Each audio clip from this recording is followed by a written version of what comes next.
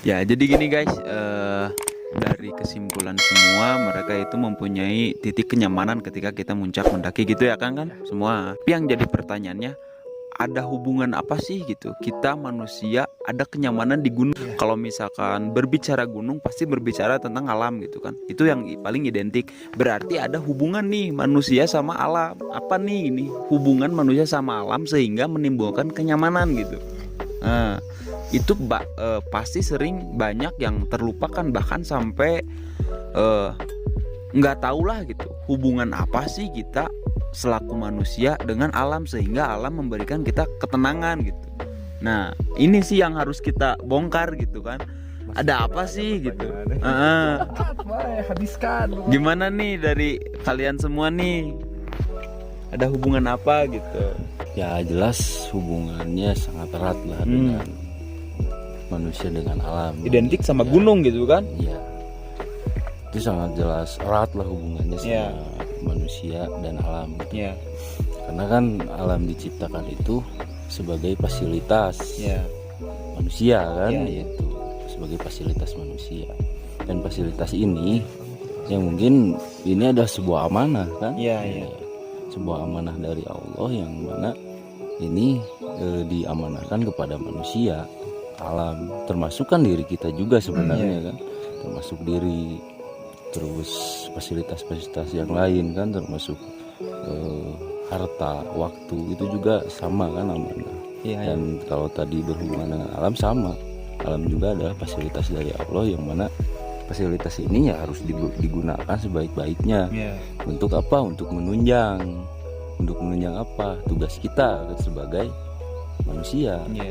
Yang jelas kan tugas kita sebagai manusia diciptakan. Kalau saya dengar dari para ulama gitu ya, itu kan tugas manusia diciptakan itu kan ibadah ya. Ya. Ibadah berarti kan bagaimana alam ini menjadi penunjang, Media ya. media penunjang untuk manusia itu beribadah gitu. Tentunya ya harus dijaga kan fasilitas ini, tentunya harus dimanfaatkan juga untuk sebaik-baiknya untuk kita menjalankan tugas kita sebagai manusia, yaitu ibadah. Tapi kan kalau lihat realitas sekarang gitu, alam ini kan digunakan bukan ke situ gitu. Banyak kan pemanfaatan alam yang mungkin salah gitu ya. Contoh kan di Ciwidey ini wisata banyak ya. Ya. Itu pemanfaatan alam yang mungkin saya lihat berlebihan, bahkan esensi untuk digunakan ibadahnya tuh nggak ada gitu Ya. ya. Tapi Maka ada nggak komersil. yang lebih spesifik gitu? Ketika kan ini semua kita ini alam kan, di bawah ataupun di atas itu semua alam. Iya. Tapi kenapa sih lebih identik ketika kita di alam yang puncaknya itu benar-benar alam, ya itu pasti gunung kan gitu. Kalau misalkan berbicara gunung pasti alam gitu kan. Iya. Nah kenapa sih harus di gunung gitu? Kenapa nggak di bawah gitu? Bahkan sampai ada orang yang bilang ketika ada masalah, ketika terus muncak jadi lari ke hutan atau gimana gitu. Ya. Nah apa sih keterkaitan kita dengan si gunung itu gitu? Pasti kan ada keterkaitan dengan gunung itu gitu, sehingga kita berbicara alam yang di mata umum itu alam itu identik dengan gunung gitu. Ya mungkin tadi seluruh sebuah kota maupun gunung kan sama ya. Ya. Itu juga alam, termasuk Ya. alam kan. Ya. Cuma kan kalau kota itu sudah terkontaminasi. Ya. Oleh apa? Oleh perbuatan manusia. Iya, iya, iya. Itu oleh perbuatan manusia yang mana alam ini diciptakan untuk fasilitas kita beribadah. Iya. Tapi kan di kota mah itu 60-40 Iya. gitu ya. Lebih itu kan. Iya, 60-nya kalau Iya. ini realita aja ya. 60% Hmm. itu dipakai untuk ya mungkin kasarnya maksiat kan Iya, gitu ya. iya. 40% digunakan untuk ibadah. Iya. Paling kan digunakan untuk ibadahnya di kota hanya di masjid. Iya. Sehingga ketenangan pun tidak muncul ya kan? Tidak muncul. Ya kalau di alam kan masih tidak terkontaminasi Iya, betul. oleh kemaksiatan manusia. Ini bukan masalah ngerusak atau Ya. apanya kan, tapi ini digunakannya Iya. si tempat itu untuk ibadah atau untuk maksiat. Iya, betul betul. Kan kalau di kota tempat peribadahan itu identik hanya dengan masjid Iya, di betul. Islam. Iya, Gitu. Kalau keluar dari masjid kan udah umumnya gitu kan. tidak lagi disebut ibadah. ibadah kalau umum gitu Iya, ya. iya.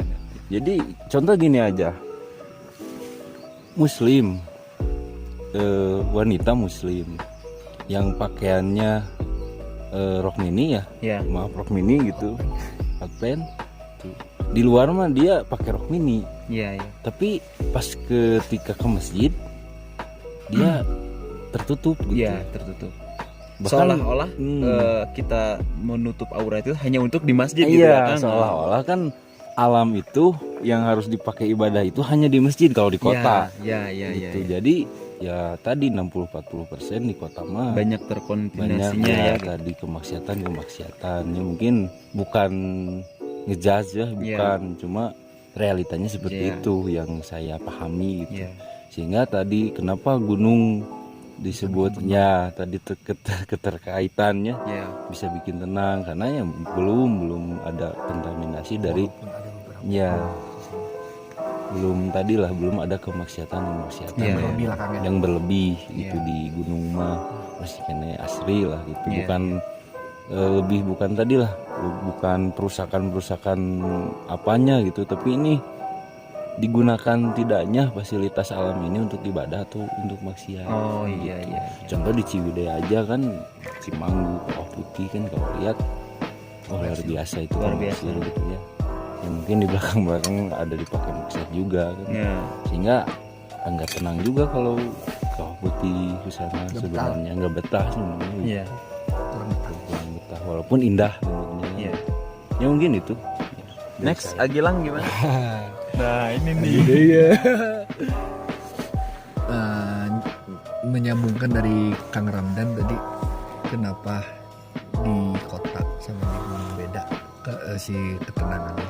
Sekarang gini, di kota identik duniawi lah ya, Iya. Iya. tapi di gunung duit aja gak berarti bos. Ya, di sini. berarti kan. Nggak berarti. Duit sebesar apapun kan di gunung gak berarti.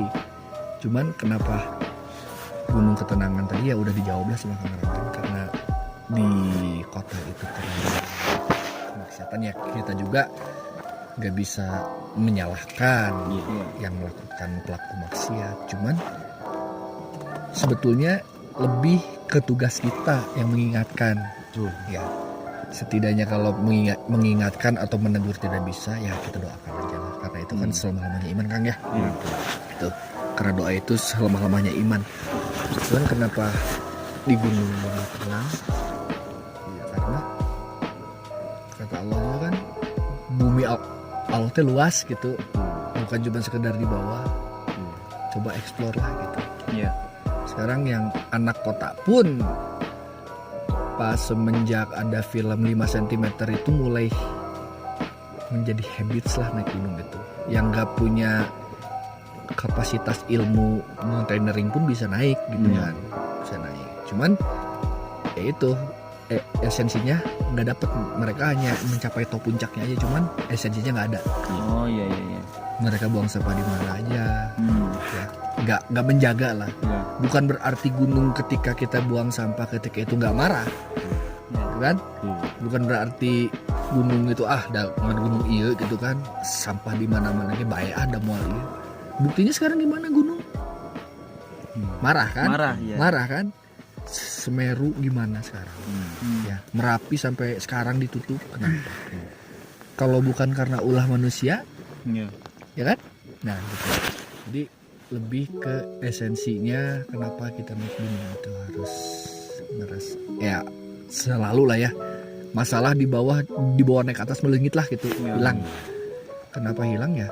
Energi-energi di gunung emang positifnya tuh dahsyat lah, karena kita di bawah. Ya karena kita di bawah itu tidak bisa dijauhkan dengan hal maksiat lah, walaupun cuma sedikit juga kita nggak bisa menghindar Mang.